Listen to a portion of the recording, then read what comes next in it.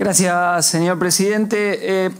Primera consideración, que creo que es un proyecto de presupuesto que claramente ordena todo en función del pago de la deuda, ¿no? Y voy directamente a una primera pregunta, porque ustedes deben saber que la ley de déficit cero, que tiene un parentesco con este criterio que se establece, del cual parte el proyecto, fue declarada inconstitucional en lo que hace a condicionar los salarios que se pagan en la administración pública al resultado eficaz del ejercicio económico de ese año. Y sin embargo acá se vuelve a insistir, y todavía empeorado ese criterio, poniendo un techo a lo que se va a gastar en distintas áreas. Porque en el mensaje del presupuesto se señala que si la recaudación es mayor a lo que acá está, no se van a aumentar las partidas, sino que las partidas van a quedar como están, y a lo sumo se verá algún impuesto que baje, ¿no? Entonces ahí se pone un techo. Pero si resulta peor, puede caer aún, los ingresos de los trabajadores estatales, etc. Insisto, esto ya ha sido declarado inconstitucional. Si esto ha sido así, ¿por qué? La primera pregunta es, ¿por qué insisten en establecer un criterio general donde los ingresos de los trabajadores de todas las áreas concernidas en el presupuesto no pueden depender de que ustedes actúen mejor o peor, o tengan éxito o no, el dibujo les salga más o menos bien, sino que tiene que estar garantizado, tiene carácter alimentario?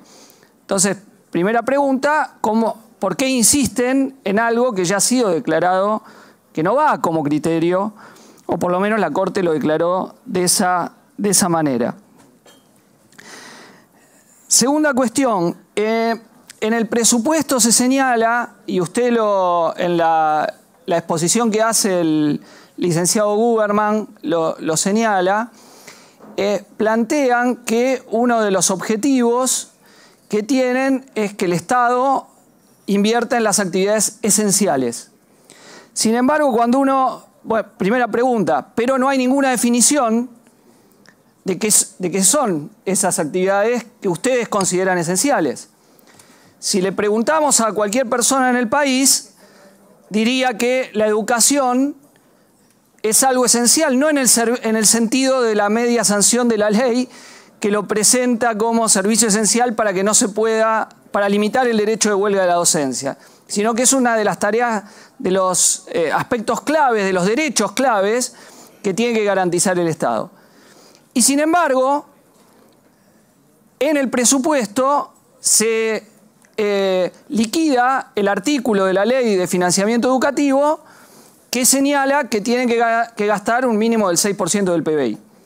¿Por qué? Porque el Estado se propone, en vez de incrementar ese 6%, que es relativamente menor a las necesidades que hay, si la educación es esencial, menos. Es decir, ¿cuánto piensan que va a tener que estar destinado a educación? Y en el mismo sentido, ¿cuánto va a ser el estimado este año que va a ir para educación? Porque este año rige la ley, no deja de regir la ley.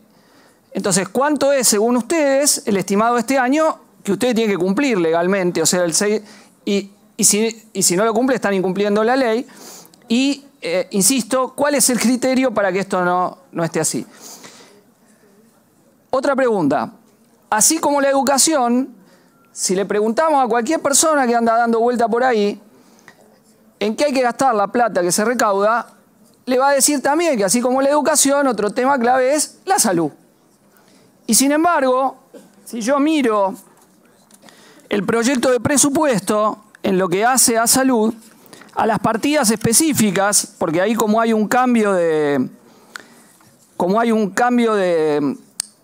ítems que tiene la partida de salud, porque le han incorporado puntos que antes estaban en otras áreas, aparece como un incremento, pero voy a las partidas específicas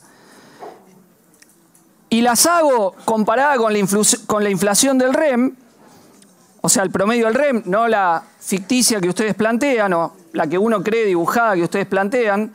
Es cierto que no con originalidad, porque eso es algo que vienen haciendo todos los gobiernos, ahí no han tenido originalidad en ese dibujo que, entre otras cosas, busca condicionar a la baja las paritarias de los trabajadores de la administración pública. Si lo comparo con 2023, cae un 11,5 la inversión en el Posadas, cae un 11,6 en el Garrahan, y hoy estamos viendo una enorme movilización de los trabajadores del Garrahan, un hospital modelo al cual ustedes están vaciando, están desfinanciando. El Malbrán, menos 20%. El Hospital Nacional Baldomero Sommer, menos 21%. El Ramón Carrillo, menos 28,7%. El Laura Bonaparte, donde también en medio de una pandemia de salud mental como la que estamos viviendo, no tienen mejor idea que cerrar y ahora dicen reestructurar por la lucha de los trabajadores y la solidaridad del Hospital de Salud Mental y Adicciones, licenciada Laura Bonaparte, 29,9%. El Instituto Nacional de Rehabilitación Psicofísica del Sur, Juan Otimio Tesone, 31,6%. El Instituto Nacional del Cáncer, menos 50,9%. ¿Dónde está lo esencial? Lo esencial, cumplir con el FMI, la CIDE es lo esencial.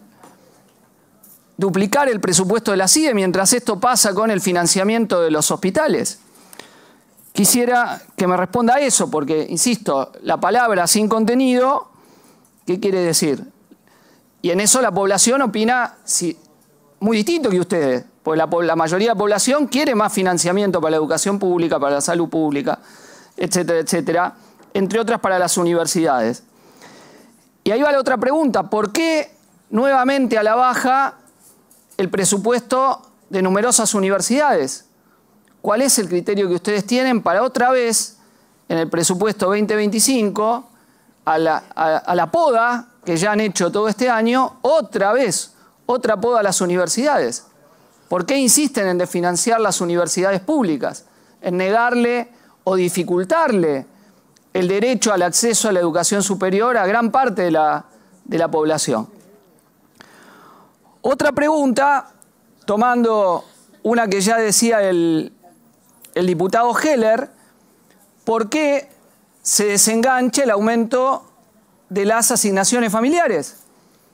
Es decir, ¿cuál es el criterio? Una persona que está sin registrar y tiene hijos, hijas, hijes, puede acudir a la UH, ¿no es cierto? Si yo estoy registrado, cobro asignación familiar. Lo que ustedes van a incentivar, si desenganchan las asignaciones familiares, es que a la persona que está sin registrar le diga, che, voy a terminar cobrando menos. Entonces, el hecho de desenganchar las asignaciones familiares es muy perverso, porque induce al no registro de cualquier trabajador, cualquier trabajadora. Es decir, porque voy a cobrar menos plata. Sencillo. Entonces, ¿por qué, insisto, el desenganche que ustedes plantean, que ahora estaba enganchado, de las asignaciones familiares? ¿Cuál es el sentido de esto? Otra pregunta. Energía. Se plantea que se va a pasar en cuanto a lo que las tarifas cubran del 64 al 84%. Bueno, hay algunos cálculos que sostienen que esto va a llevar a la duplicación de las tarifas que ya actualmente han tenido un crecimiento exorbitante.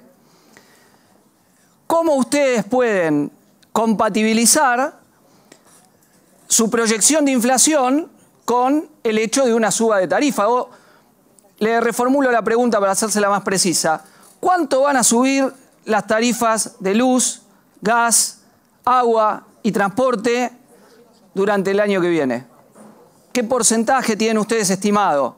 Si quiere me lo hace para el AMBA, primero, después para el interior, como usted quiera.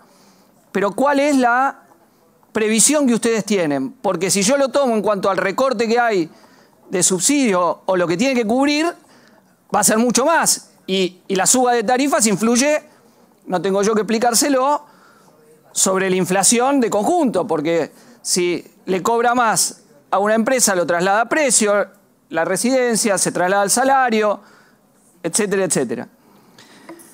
Otra pregunta. Gastos tributarios. ¿Cuánto es lo que le estamos subsidiando a la empresa Mercado Libre? ¿Cuánto? Por la Ley de Economía del Conocimiento. Y a Globant, le pregunto esas dos. Porque acá el licenciado Huberman dijo que lo que hay es que se está subsidiando lo esencial, etcétera, etcétera, lo más necesario. ¿Por qué es necesario subsidiar a alguien que se fue a Uruguay para no pagar impuestos en el país?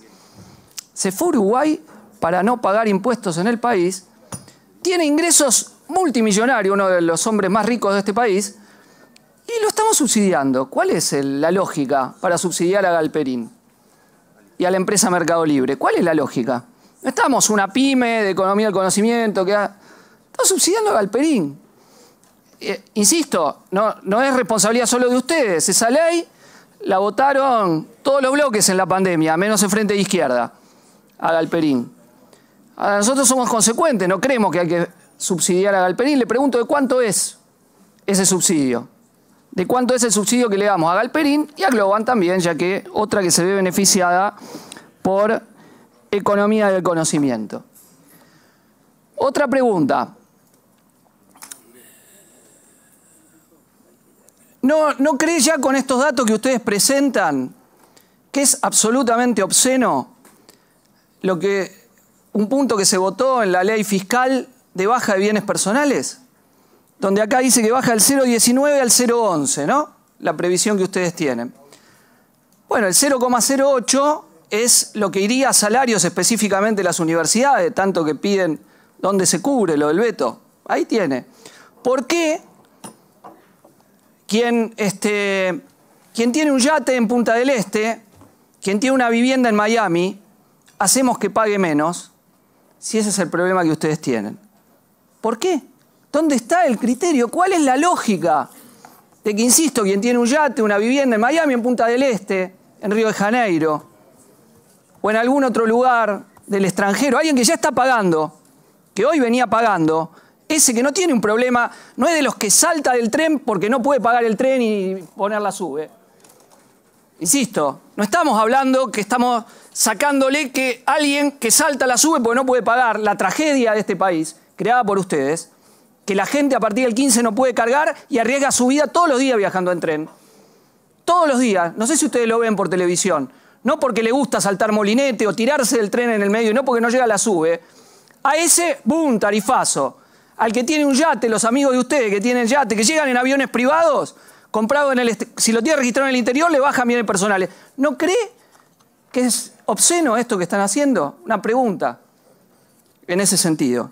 Y ya para terminar, no quiero insistir con más preguntas, ya le hice bastante. Sí decirle una cuestión que al licenciado Huberman, que mire, a nosotros no nos mienta. Usted dijo que la fórmula jubilatoria anterior fue suspendida porque venía a la baja las jubilaciones. Pero omite que esa fórmula ahora, los meses que vienen, da hacia arriba. Da hacia arriba. Y usted sabe eso. Entonces, ustedes cambiaron la fórmula jubilatoria para que no dé para arriba las jubilaciones, no para que no sigan cayendo las jubilaciones. Entonces, no nos tome por imbéciles. Yo le hago una sola cuestión. Si no fuera así, se hace algo fácil. Usted le ordena a los bloques amigos que tiene el gobierno en esas reuniones que hacen en Casa Rosada, che, volteemos el DNU, que cambió la fórmula jubilatoria, que además es inconstitucional, y volvemos a la anterior. Y bárbaro. Va a ver cómo se recuperan las jubilaciones. Le hago la apuesta que usted quiere, que yo tengo razón, que las jubilaciones van a crecer, incluso tomando las previsiones de este presupuesto, y no van a bajar aplicando la fórmula anterior ahora. O sea, ustedes suspendieron la fórmula para que las jubilaciones no se recuperen, no para mejorarlas. Y usted sabe eso, licenciado. Entonces, yo puedo discrepar en política, opinar distinto, pero no venga a engañar a nosotros. Si usted me dice, yo no quiero que aumenten las jubilaciones porque no quiero el déficit, está bien, pero usted dice, claro, no quiero que aumenten, quiero que se congelen ahí, las quiero bajar. No nos diga gato por liebre. Somos gente grande, entendemos de lo que hablamos. Y si no, le hago el desafío, anulemos ese DNU, que vuelva a la fórmula anterior, vemos a fin de año a ver quién tiene razón, si crece más con la fórmula anterior o con esta, según su cálculo. Bueno, nada más, señor presidente. Muchas gracias.